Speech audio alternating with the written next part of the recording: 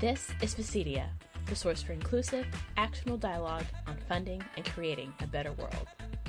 If you're building the future, you're in the right place. I'm your host, Skylar Cole. Before we start the show, I'd like to share that if you're listening to the audio podcast, we're also on YouTube. You can watch this episode there, as well as check out video exclusive content. If you're already watching from YouTube, thank you. I'm thrilled to introduce today's guest, Miles Dotson. Miles is managing partner at Devland, a startup studio that focuses on building new, innovative ventures with brilliant technologists and wildly underestimated entrepreneurs. He also serves as the director of investment at CG Capital and is a partner of StartupPilot Global.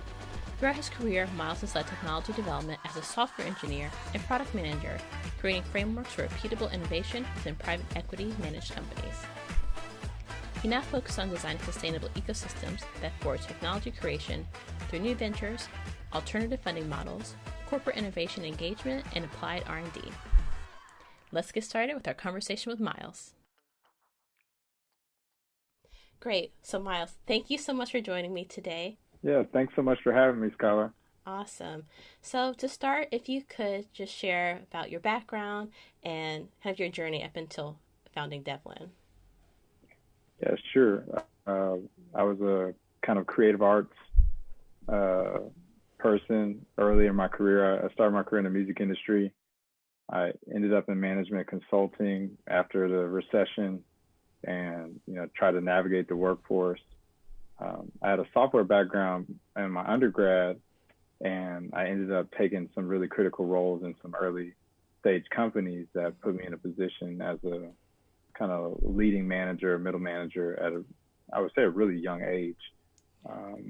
On the back end of that, a lot of my experiences were filled with conversations with private equity firms that were managing our deals and just an interface with venture and startups. Mm-hmm. And on the tail end, I ended up kind of at the cusp of having advised some companies and helped people navigate some technical spaces and discovered the startup studio model. And myself and my colleague, Devon Fanfare, dove off the edge. He did before I did. He did about 8 months before I did. But we both jumped off the edge into working on innovating and building new companies from the ground up as our full-time thing.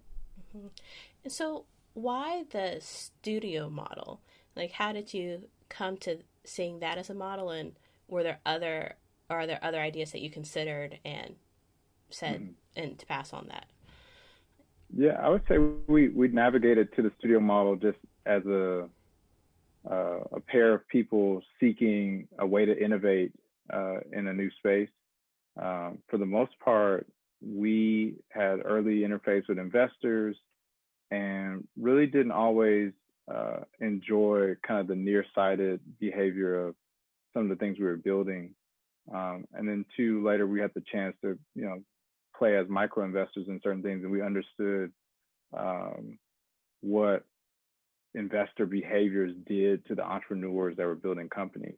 And we wanted to seek out a more patient pathway to discover new companies, new ventures, or express ideas that had the potential to access the serial outcomes that entrepreneurs are capable of producing. And so could you explain a little bit about how Devlin kind of executes on the studio model? What makes Devlin different? Yeah, for sure. We are innovation services centered. So we got a lot of our learnings from the market by talking to folks within corporations and, constantly doing interviews to understand the nuance of problem spaces and emergent problems to tackle. On another side, we conduct an entrepreneur program and pipeline that allows us to discover talent kind of in the way that an A&R or a talent agent does, and try to synthesize those entrepreneurs with pre-validated categories or industry spaces that we feel are most impactful. And so it culminates in one or two ways. We launch holding companies that are focused around those categories, or we work centrically with a group or what we call a cluster of entrepreneurs that are interested in developing multiple solutions for a specific industry space. for these entrepreneurs, do they come to you with the idea? Do you do kind of idea matching, or can you talk a little bit more about what that process looks like? Yeah, it's a blend of both. So as a firm, we have over 200, I would say, projects and ideas in our backlog. And we constantly come across entrepreneurs that align with those backlog ideas. And then a rarity of cases, we interface for a number of reasons, whether it be through referrals from our venture network partners or folks that have exited and they're looking for the next thing to do. People that come in with an interest at idea stage is something that they want to build. And we make a more ideal co-founder for folks doing this the second time around. So could you provide maybe a general example of what an entrepreneur, kind of the process for the entrepreneur going through Devlin? Sure. We put a lower boundary of expectations on having to reach revenue traction in ideas at an early stage. We want the entrepreneur, when we first meet them, we go through a series of interviews and sessions to try to get to know them. Our key emphasis is on a three-parted model. We want to scale the individual and their capabilities as builders. We want to scale I would say the venture or industry idea that they're looking to work on, and also scale the model, the integral model that's behind making that venture successful. So we look at it three-parted. So it's a courting process. We go through deep dives with folks, and we have a really high criteria around who we work with, which in a majority of sense, women are a large category of the folks we work with because they build the most tractionable companies at early stage without very much capital involved. We work with PhDs and postdocs that are looking for a way to connect with the corporate and commercial ideas that they have lurking around in their heads. And we also have really good connection with founders who've been through the route already. They're ready to work on something new, and they want to go through a more research-oriented pathway to discover the next thing that they want to work on. And that's something I've heard you say in a presentation, having kind of this research mindset. I would love to hear more about kind of your thoughts on the importance of a research mindset and kind of why it's important. Yeah, for sure. We use kind of a age-old, I'll say capitalism phrase, a capital phrase around selling lemonade. Our goal at an early stage is to understand if we're building something that has market or if we're developing a new market inherently. And in a lot of cases, when you're uncovering edge cases or you're building products for like nuanced audiences that really haven't had products tailored to them in a certain way, you're developing a new market. And there's a more patient pathway you have to follow before you can rush into a fully commercial or fully viable product offering or service offering. And then on the other side, every now and then we get so fortunate, and Devon is working on a project right now that's similar to this, where there's an identifiable opportunity in the market. You can accomplish traction from a revenue standpoint in under 90 days, and it takes off. And so those are the different poles in which we evaluate what we're working on, because we understand that research is not always investable, and from a return standpoint at its early stage, because we need to go through the process of navigating and defining what a product or service is going to be, go test it, and then establishes this a venture opportunity. And something else I've heard you mention is kind of when some entrepreneurs come to Devland, they find a home in this kind of studio model. Could you talk a little bit more about why that is? Yeah, I would say that there's a very pronounced behavior in the market of folks figuring out multiple revenue streams. And whether it be a traditional investor, whoever, as a stakeholder, it's actually antithetical to investor interest in some cases to have you focus on so many different things outside of a specific type of ecosystem. So we've been finding that there are people that inherently are launchers. They're not long-term operators. They are really good and have novel methods to launch things. And then on the opposite end, we spent our careers, a decade at least, working with individuals that have tenure in space as operators and executives that know how to operate and run a company once it's kind of hit its pitch and it's rose up to a place where the market is growing, there's traction happening. So we see those individuals or the role play as two different types of opportunity. And I think it's a reflection of certain realities in the corporate sphere. Like corporations, as they get more mature, have limited opportunity and bandwidth to innovate in the same way that startups do.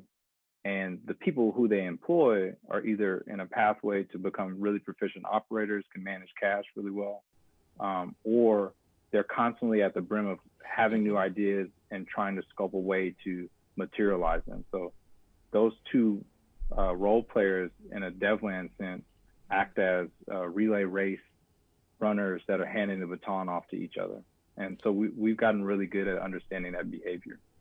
And so when you work with an entrepreneur that has been in the corporate space and is kind of an expert in their field versus someone who's maybe newer to entrepreneurship or newer to a field, what are the differences you see in working with those different types of entrepreneurs?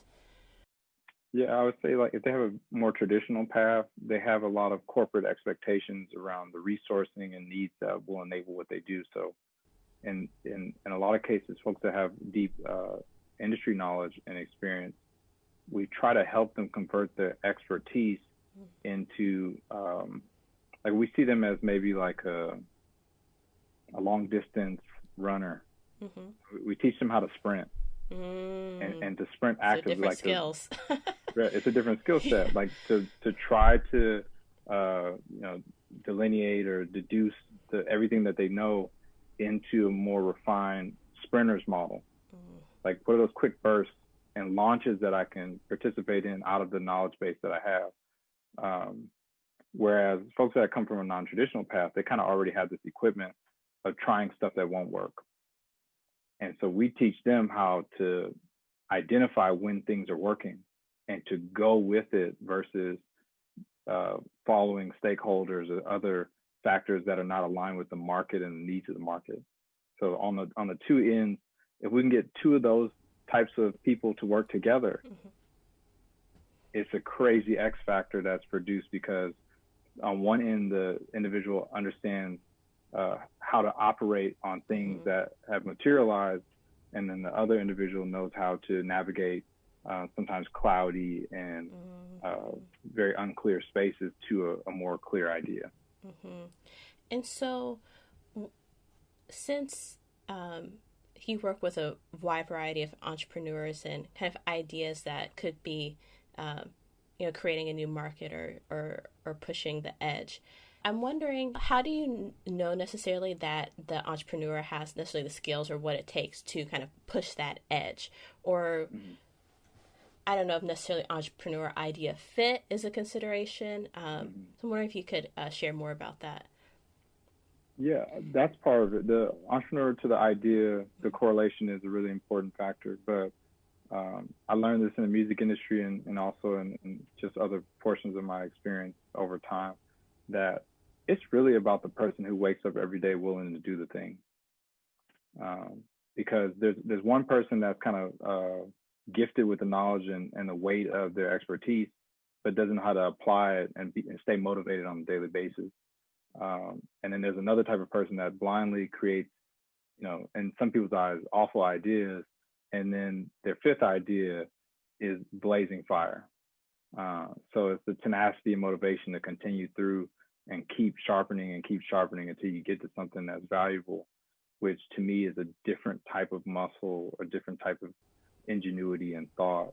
And really, it's the reflection that you can pave your way to possibility starting from anywhere if you're willing to follow some type of method, like a scientific or research kind of method, and refine as you practice and continue. For kind of entrepreneurs that have maybe some different ideas that they want to test their viability, what advice do you have to kind of work on multiple ideas or kind of test multiple ideas? Yeah, we don't always necessarily believe on working on multiple ideas at once, but we do believe in communicating a user story or a overview or a summary of the idea and documenting that in a format that if you shelve it, you can go back and it makes sense. So that's one of the first things we teach entrepreneurs to do is understand their thought, document it, and understand what influenced that thought and the trends around it. And then on the opposite end, figure out, whether or not the market or the current technologies or the drivers that make things happen are able to catalyze that idea into a position. Or is it 5 years away? Is it 10 years away? Is it 20 years away? And that's a really key principle in, getting them in that iteration.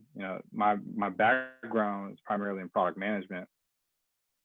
And the product life cycle is a thing that people speak about all the time, but rarely follow to a T in that sense. And we get them into this micro iteration fabric of like, hey, let me document this.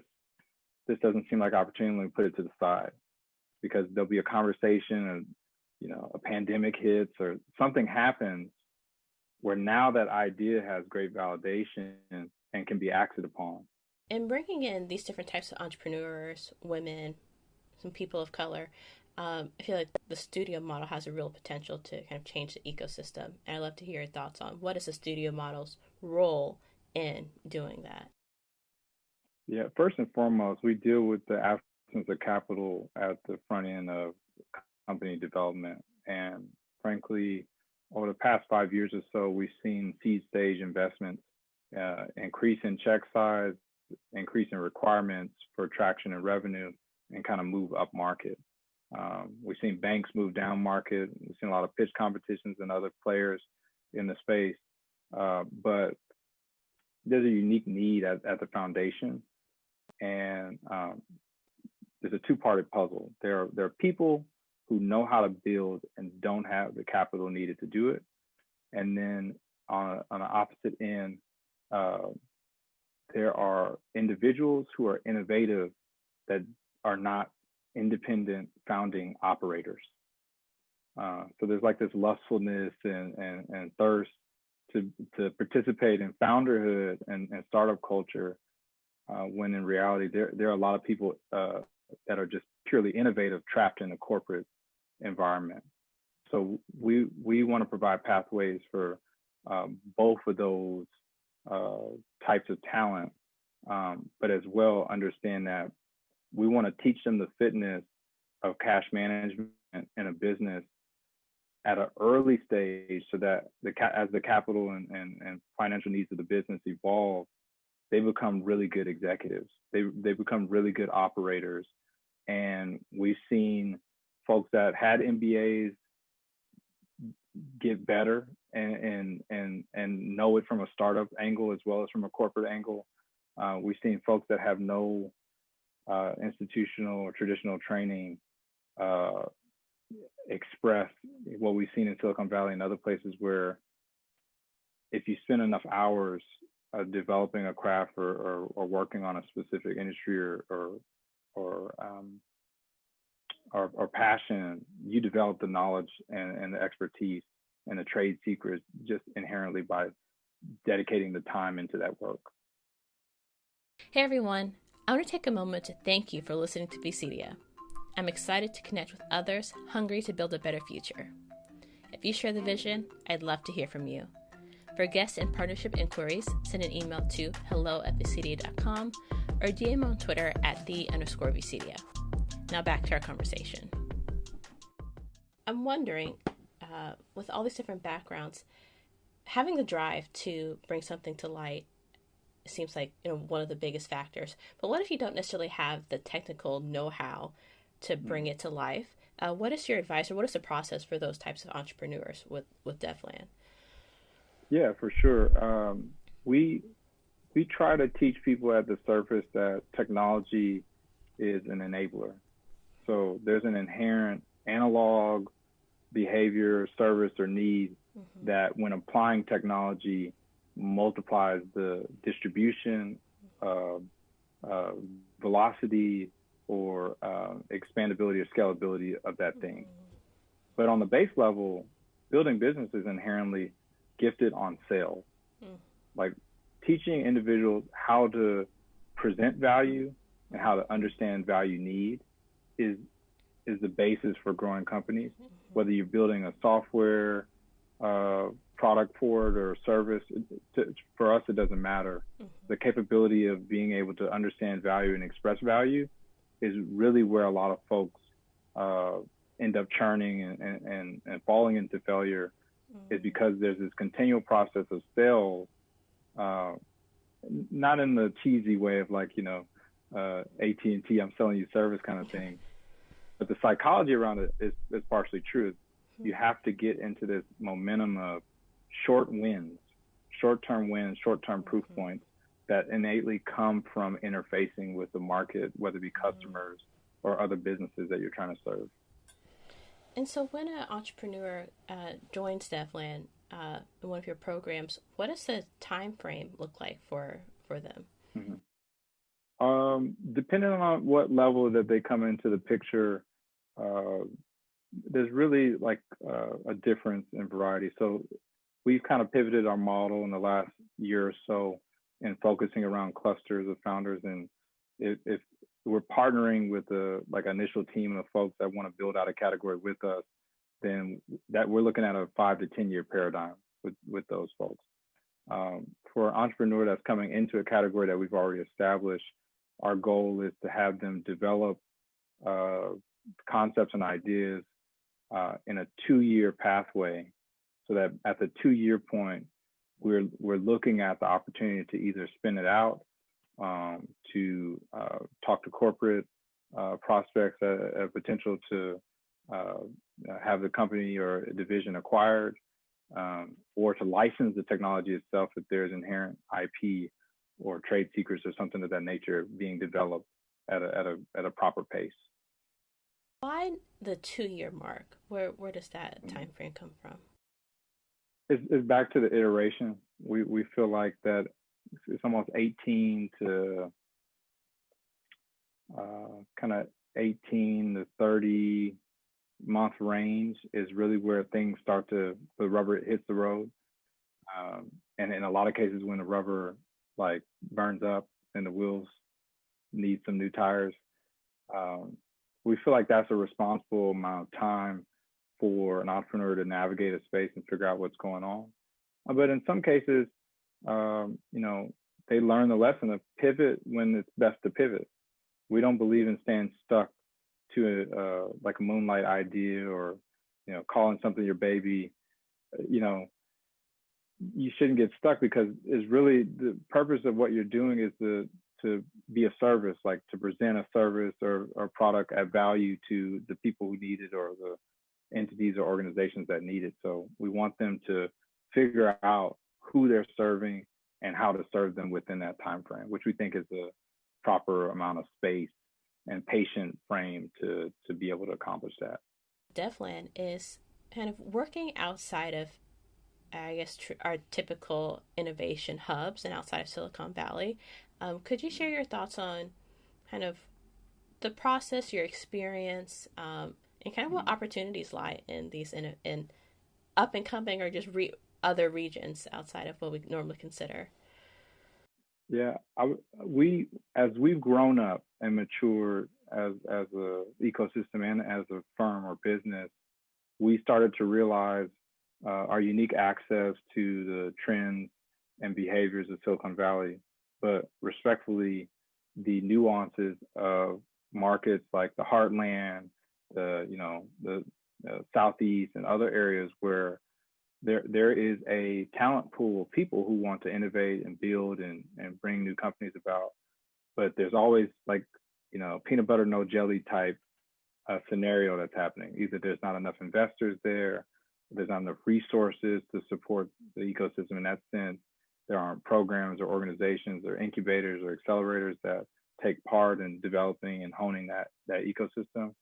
So we've grown into an understanding that what we've built is a portable model that can allow us to have an impact in markets that are far distant from Silicon Valley, and help them to build in those markets in the way that they know to build. And we frame that as, you go to St. Louis or Tulsa or Bentonville, Arkansas, or Atlanta, or you name it. The nature in which they build companies is different because the culture and society around those companies is inherently different. And then in a more broader sense, kind of the early feelers that we put into working in West Africa and other places are reflective of the same. There are new, like localized, more specific needs that you have to invest enough research and understanding into to help them develop and grow in a proper way, which, there's a even exchange to that. It's like you can try to grow a Silicon Valley type business other places in the world, but inherently the soil in which Silicon Valley sits on provides different resources. So you got to figure out what resources the soil elsewhere provides and leverage that into the recipe of what you're building. Mm-hmm. Yeah, I'm originally from Memphis, Tennessee, born and raised. Oh, and amazing. Yes, proud.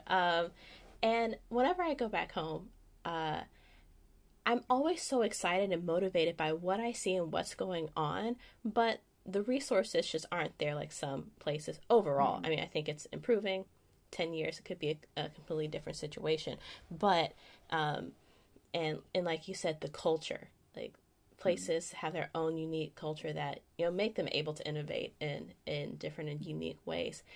So I'm wondering with Devlin having this kind of portable model, like I assume Devlin itself has a certain culture and certain values that you want to share. How does that work when kind of wanting to integrate it into an existing space or another ecosystem? We frankly have to approach it like we embrace our projects and ventures. Mm-hmm. It's a venture. Like our engagement in a new market is a venture. And we have to navigate and iterate through the different problem areas and solutions that make that work proficiently. Mm-hmm. And on a large part, it involves us engaging with and bringing in at a heavy stage of involvement the local stakeholders and players in those spaces to help overcome and forgive the blindness that unfortunately occurs when we come in from the outside with different perspectives. So it keeps us honest and allows us to develop the proper constructs and infrastructure that's suitable for that space. Mm-hmm. You also mentioned that you're starting to look into West Africa. Kind of what is that looking like for Devlin? We've done some minor explorations around a previous venture we were building as well, and conversations, talking to partners there on the ground in Lagos to Accra. And frankly, we are invigorated and really excited around what we've experienced from the people there because of how they think about problem solving. Or frankly, we stopped using that construct of problem solving and more so opportunity expose there, opportunity uncovering. So they're in a world of primary, secondary use cases. There's always an edge case, and for people who don't represent the continuum of what executives in the past have looked like, or the folks that have raised capital in a lot of regards, we've always represented the edge case and the foundation of a lot of markets. So when we get to approach and attack things in the way that we see the world or how we see the world, completely different and new products and services evolve from that general opportunity and thought. That's awesome. And so I'd like to go to kind of Devland itself for a moment. And if you could talk about what is the environment of kind of the startup studios looking like right now? I think it's been developing and growing over the years. What is your experience like interacting with other studios, or what is that kind of its own ecosystem looking like? Yeah, I would say that in a lot of ways it resembles early venture capital as an asset class, as it's kind of figuring out who it is and what it wants to become. There are definitely some paramount players in the space, like the High Alphas, the Human Ventures, and BetaWorks and others that have been in the space or have entered into the space in a way that they're catalyzing a lot of movement. But frankly, the biggest opportunity that we've understood is being differentiated from venture capital. Like, we don't want to present ourselves as fund managers or enter in from the fund angle, because that is not the inherent large value ticket item that we offer. You know, we're previous executives and operators. We come into investment understanding the enablement and support that more tenured private equity and large private equity enter into companies, typically at Series C and beyond. We bring that to early stage in order to ensure that the outcomes that investors want to yield returns off of are even more possible, even more capable. And so right now is a really unique time as the studio model has gone through quite a bit of a yucky start and like a journey and exploration and a youthfulness, to now you're starting to see studios emerge and the model emerge with more clear discourse and expression of the model itself and what its best intention and use is. With that development, what do you see kind of changing in the studio model, or how do you see it developing in the next few years? The most strong signal that we've seen is that and communicating with venture firms that we have colleagues at and ones that we've established network with, as well as accelerators and corporate investors, that they see the studio as an opportunity to give birth to the ideas that flow through their pipelines in a more proper and efficient way. Because a product is a product, right? The venture is a product for a capital investor. Money is the product for the venture as it grows. There's this constant exchange that's happening, and the market has benefited by having more resilient, more sustainable companies being developed, or inherently the projects, divisions, or IP within those, like the integral parts of those ventures, having more sound construction so that they can influence and benefit ultimately the investors that accomplish returns off of them, the market in general, or the companies that end up acquiring those entities and use them to catalyze the next phase, the next future of what they've already built. Okay, awesome. Just to clarify the things that Devland is currently doing, there's programs for entrepreneurs, but I think you also have Sneakers VC. Could you share a little about what's going on with that as well? Yeah, Sneaker VC is an initiative that we started, and we've now partnered with James Hines and Casimir Patterson to really drive that forward. The reality is we understand that we are involved programmatically as operators and co-founders to build new ventures, but we also have to be actively involved in bringing forth alternative capital vehicles and stimulating the market in a different way than we've seen past. So when you meet an early founder that's trying to figure out what they want to do, and they need a little bit of research capital, a small grant, and the right framework to get started with, you have to have vehicles to help do that, as well as the follow-on capacity to see them through their opportunity. I believe that there should be an opportunity to fail and to be successful in that same phrase, right? And the way that happens in a traditional sense is, friends and family funding for some is absent for others. That initial opportunity to just freely navigate an idea is what we want to inspire.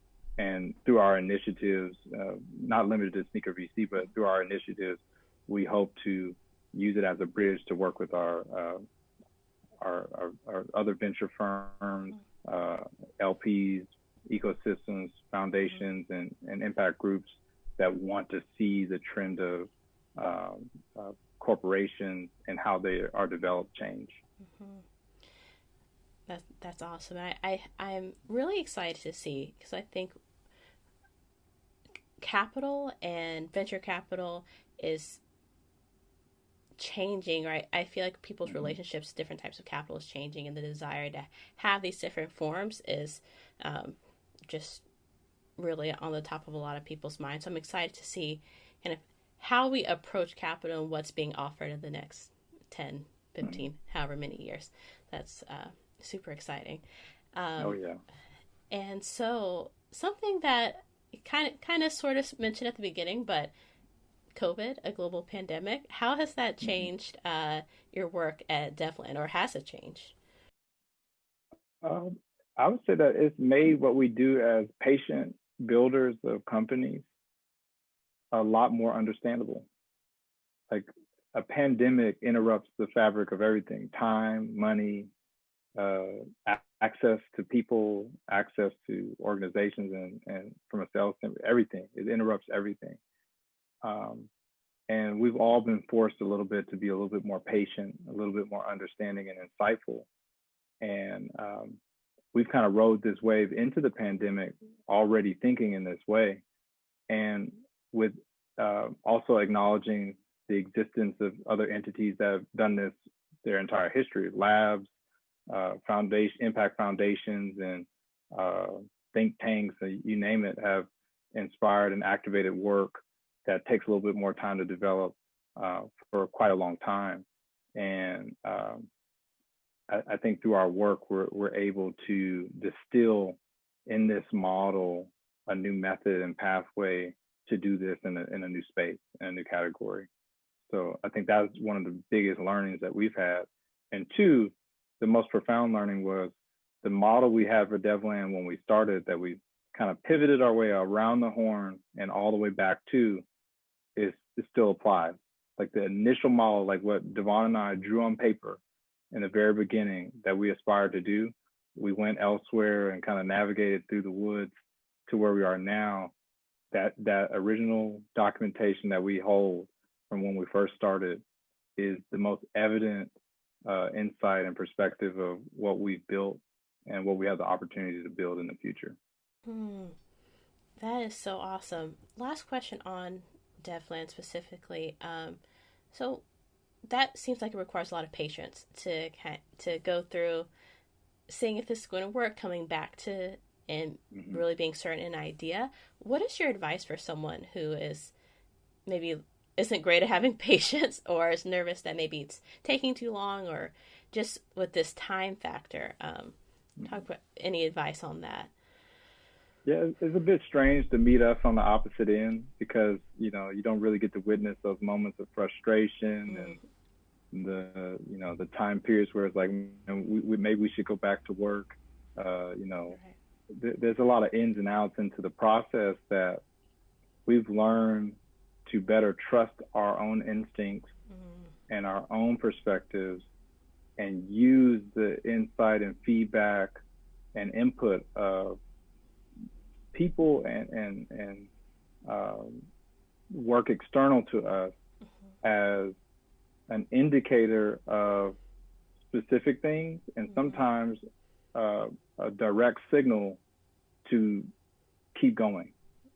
And it's really about seeing things at face value in a new way and applying what is contextual, like apply what matters most, or just continue on the path that you're on. And for us, that meant, a lot of early investors we talked to thought we were crazy and thought that the model we were expressing didn't make sense because they were used to other models. And we learned to gather that the lack of knowledge, familiarity, or awareness to what we were doing, expressed by investors and other stakeholders, was not a signal to us to pick something else to do, but more so a signal to find people who connected better with what we were building and were more excited, more enthusiastic about the work that we were doing, because it had value to someone.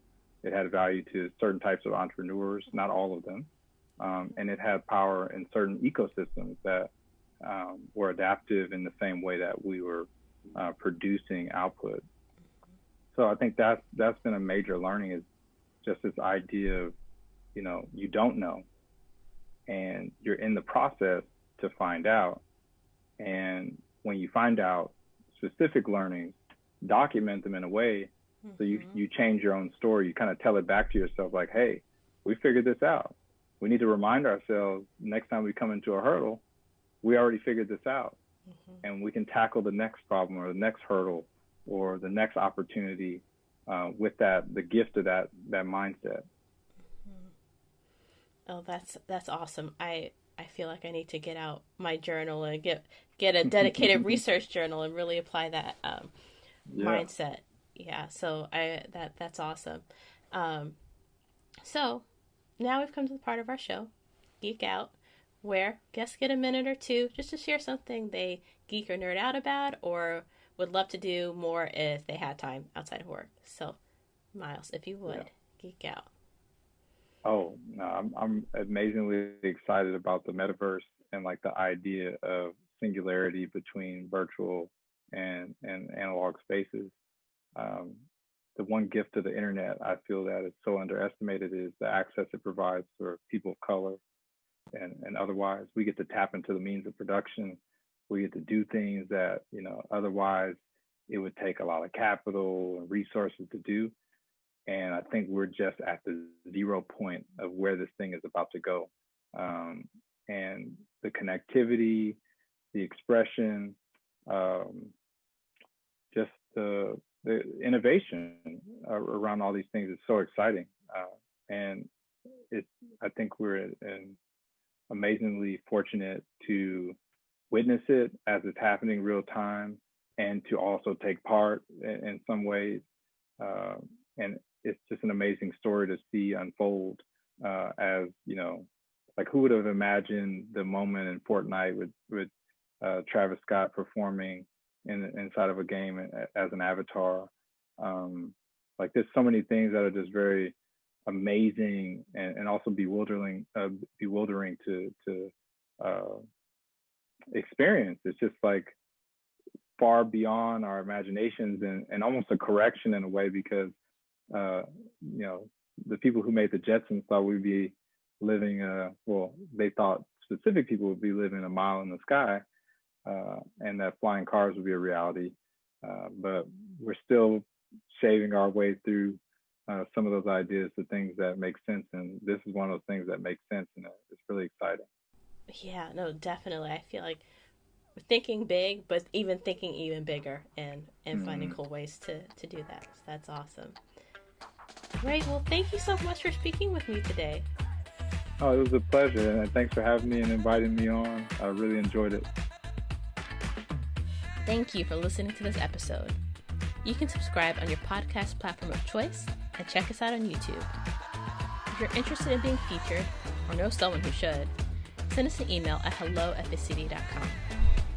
Also, connect with us on Twitter and Instagram at @the_VCedia for more from our guests, VCedia, and the future of inclusive investment and innovation ecosystems. You can also follow me on Twitter @SkylarCole. Until next time.